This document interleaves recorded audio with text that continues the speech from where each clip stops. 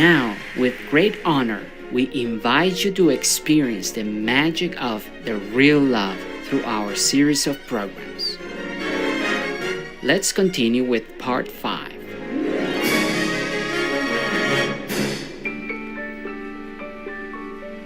Dr. Kravitz, you have a visitor in the main lobby. Dr. Kravitz, a visitor in the main lobby. Nurse, are you sure that Dr. Reinhardt and Ton are coming back to work today? That's what it says on the schedule, so it might be true. Well, you know, their honeymoon was officially over 2 days ago.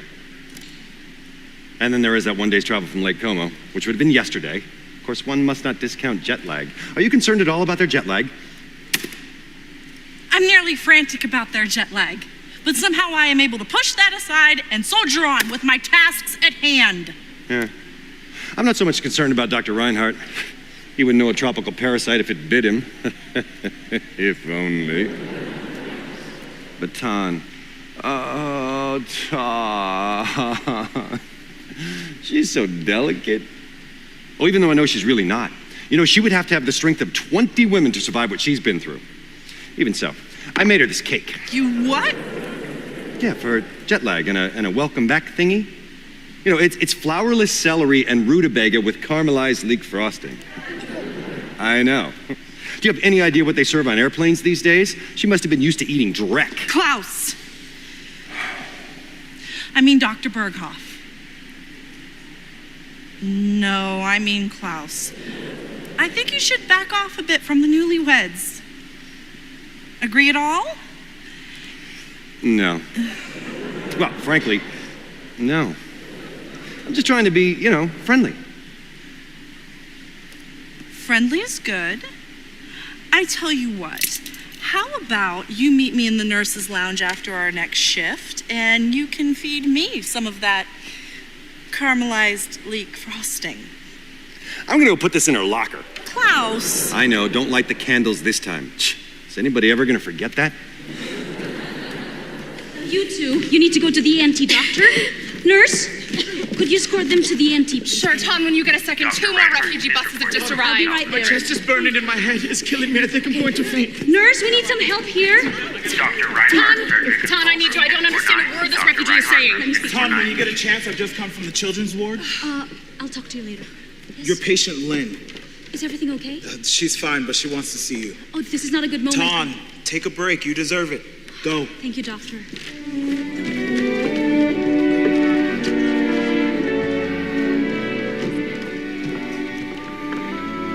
Why, hello. You're looking chipper. Why are you late?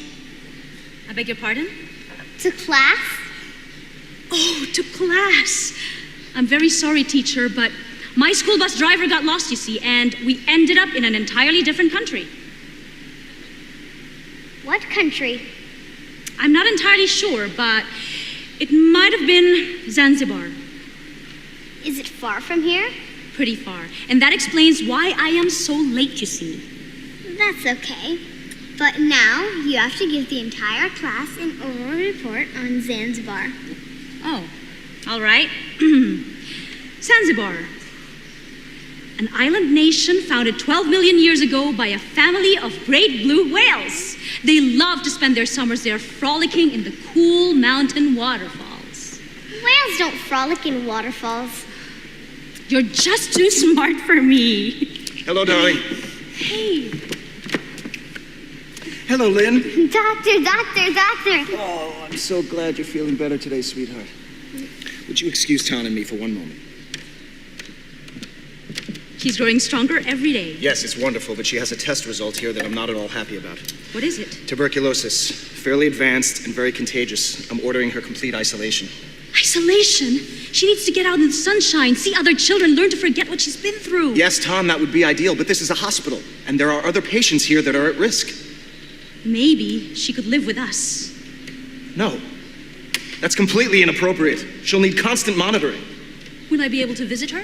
Yes, under highly restricted circumstances. I cannot let you get too close. Too close? I love her. You love her too, don't you? Of course I do, but I worry about your health, Tom. It's too risky. Risky? I grew up surrounded by war. I understand risk. There must be some sort of compromise for Lynn. No, there is no compromise in this instance. in all likelihood, Lynn will be fine. At which point you'll see that I was right. Come on, we're both exhausted. Let's drop the subject. I won't. I can't. Dr. Reinhardt, room 649, stat. Dr. Reinhardt, room 649. Rolf, I'm sorry. Let's not fight. I'm not looking for a second opinion, Ton. I'll see you tonight. Rolf!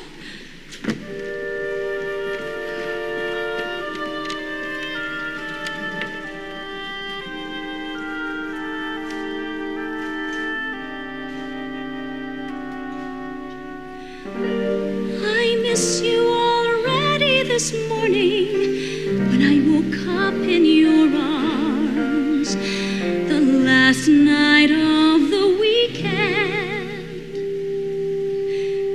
I think already of the days ahead, and we will be together, but in two places again. And when I am far away from you, doubts and loneliness fly through the window. I just can't think of anything else but to throw everything away and run to you. But do you ever want me to?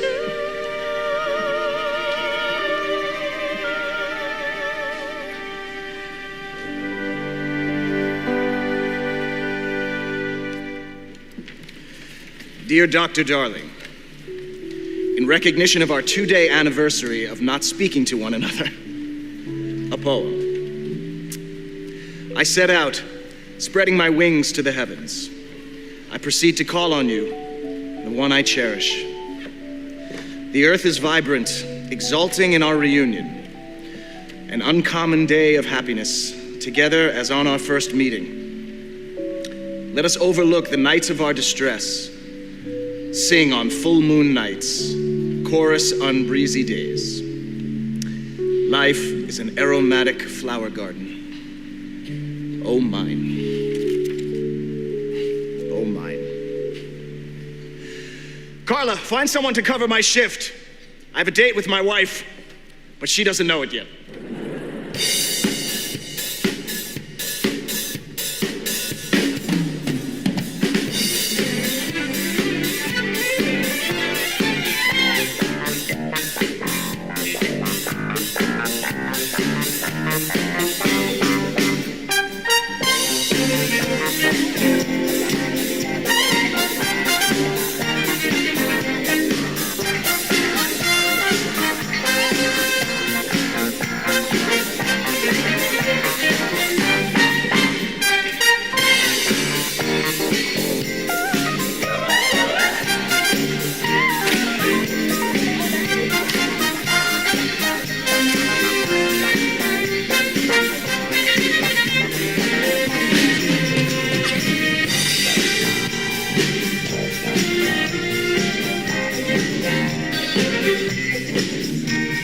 What's wrong, Fred Astaire?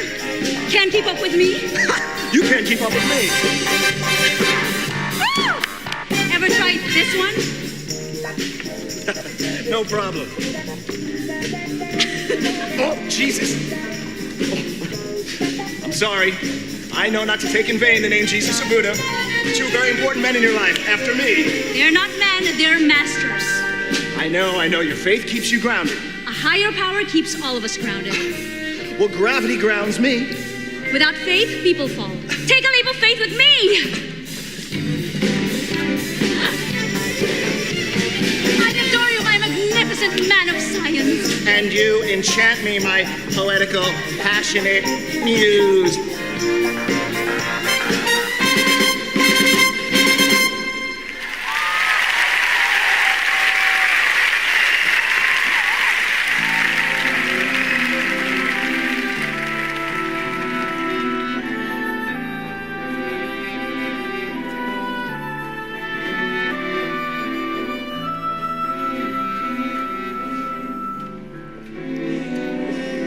And Ton's meal, delicious or what? I can't believe I love my vegetables so much. My mother would be so proud. What do you think, Rajiv? Is she a keeper? Oh, well, that rather depends, doesn't it? On what? On her feelings about you. Don't give me that. She's dying to marry me, aren't you, sugar cane? Oh, stop it. You know, Tan is teaching me her cooking techniques. It's fascinating. She's a brilliant teacher. With my bank account, she'd marry me if I was Quasimodo himself. Oh, Tan, we have to set a date for my next cooking lesson. I need to learn how to make that eggplant thingy. Ugh, scrumptious. Oh, Elsie, you should come too. Thursday at 3? Oh, perfect. Oh, yeah. She's pretty. Dumb, but pretty. Oh, I, for one, do not find Miss Mannheim by any stretch of the imagination to be dumb, Heinrich. Don't get all women's lib on me. Women's lip, I like to call it. I mean it like it's flattering. She's pretty. Dumb, but pretty. Now, mind you, I could have a college graduate if I wanted one, but that's the trick, isn't it? Dumb, smart, skinny, fat, finding that perfect combination. And I like them dumb and pretty. Oh, Tan, I almost forgot. That book that we talked about last week, I brought it for you. Wonderful! Lives of the Himalayan Yogis.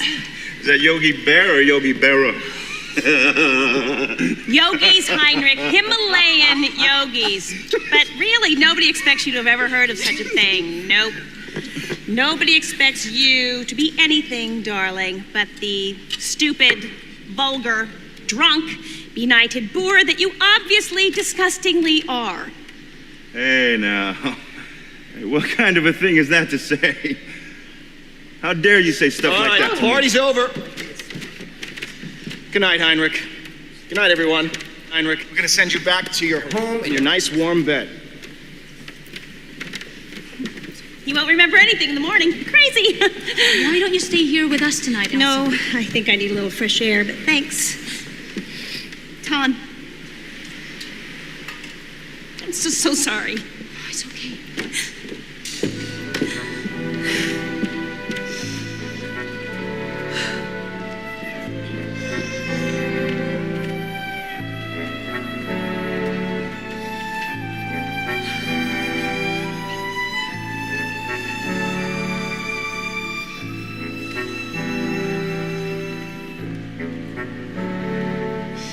I live through days of deception, professing love that I don't feel, sweet utterances from rosy lips, passionate words from an ice-cold heart. I indulge in many illusions, day and night, keeping up with the Joneses. This ephemeral body burning with passion. How I writhe, plunging into the fire. I pass many shores clear and muddy, washing my face, then painting it again, desiring fame, fine houses and wealth,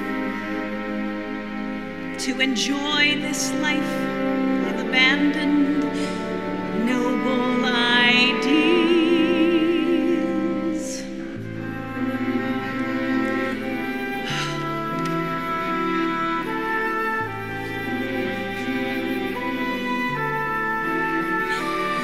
After many struggles, I awake suddenly,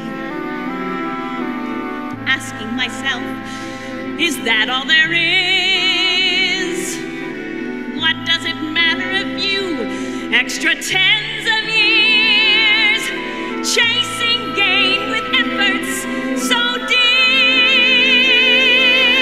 What shall I do in the days ahead when health's luster and youthful rosiness fades? When breathing ceases, is this death or rebirth?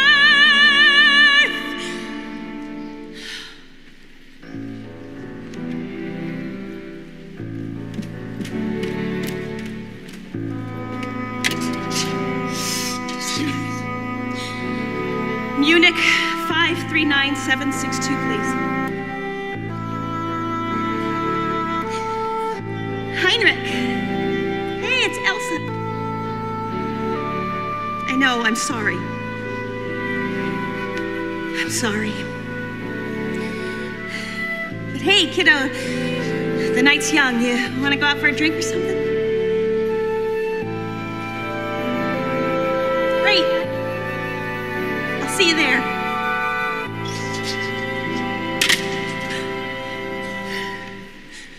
I ask myself in this self-confession today,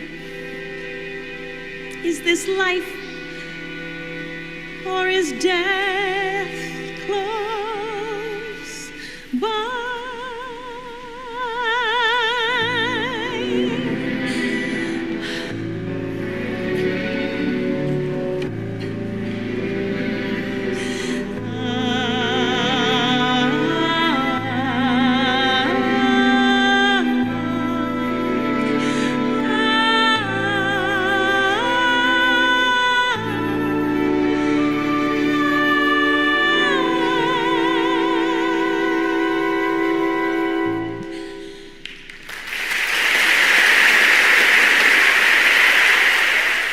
Beautiful orchestrations, and there's a lot of good pacing, musical pacing to it. You'd have a quiet scene followed by an up-tempo number and so on. You feel for the sidekick character, the blonde woman, you know, there's a lot of pathos in there. To enjoy this life I've abandoned noble ideals. I am a little bit in love with Elsa. She's a bit of the moral tale. She's very girly. She's always trying to catch that wealthy man. But the sadness is that she has placed no self-worth on herself. It's all outside of herself. And she doesn't understand that what she has is so wonderful. Why else would Tan be her best friend? I live through days of deception, professing love that I don't feel, sweet utterances from rosy lips. Can you please tell us a bit about your solo song in the show, which is Self-Confession? Oh, it's Master Ching Hai's poetry that I'm expressing, and David Shire's music. It's that pain that Elsa feels. She's aware that what she's looking for is not fulfilling her, and she's doing it anyway. And that, you know, it's a universal experience, I think. And so it's a sad song, and I love just expressing that bit of humanity through it.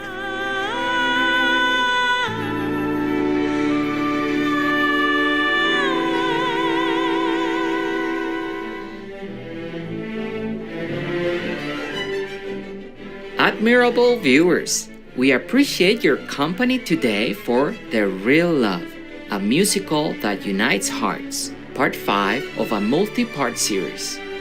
Please join us again on Saturday, June 12th for part 6.